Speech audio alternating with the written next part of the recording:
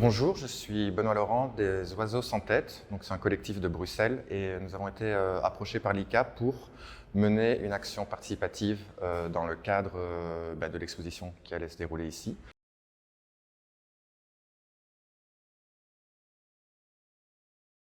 Après des multiples échanges, nous avons co-créé, en tout cas adapté un outil que nous avons déjà utilisé dans le passé et nous l'avons adapté avec l'ICA pour avoir un outil de récolte d'informations et de collecte d'images et de photos, de textes et d'autres.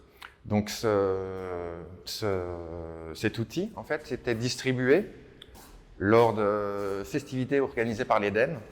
Et donc c'est un peu comme une carte. Donc c'est presque comme un format carte, c'est-à-dire, et il y a d'ailleurs dessus une carte. Donc était distribué à chaque participant.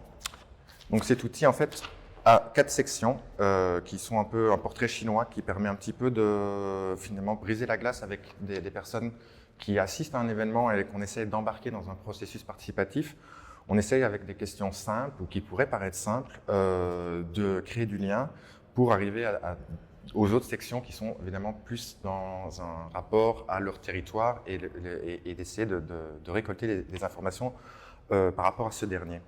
Donc, portrait chinois, nous avons un truc d'observation où ils devaient faire des photos qui peuvent aussi paraître assez simples, mais finalement, une fois qu'on a 40 ou 50 photos de la façade de là où ils habitent, d'une vue de par la fenêtre de là où ils habitent, en fait, c'est là que ça devient sens et que ça peut en tout cas avoir une autre portée.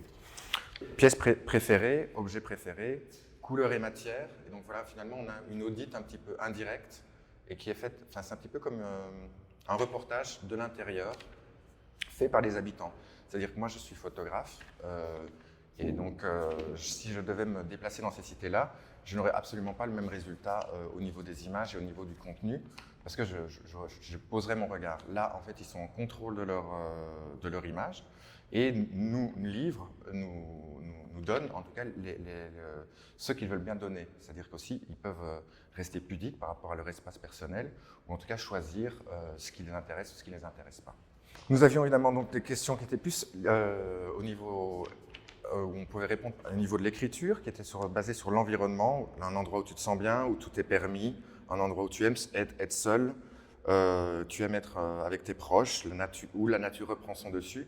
Donc là encore, des questions qui peuvent paraître simples, mais qui quelque part, quand on voit les réponses qui ont été effectuées qui ont été données et qui sont aujourd'hui exposées, eh bien, on se rend compte en fait que c'est, j'aime pas vraiment le terme, mais c'est un peu comme un sondage, ou en tout cas, ce que j'aime bien, c'est une audit du territoire.